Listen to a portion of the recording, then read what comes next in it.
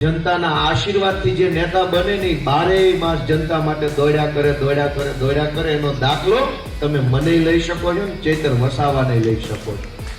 જનતાના આશીર્વાદથી બનેલો નેતા કેવો હોય અને ગુંડાગીરી કરીને બનેલો નેતા કેવો હોય. તમે જો ધારાસભ્ય અહીંયા છે, ધારાસભ્ય હું છું, બે ધારાસભ્ય છીએ, પણ ગુંડા કેવા હોય ઈ જોવો અને જનતાના આશીર્વાદથી બનેલા હોય કેવા હોય ઈ જોવા. તમારી નજર સામે બે વસ્તુ છે.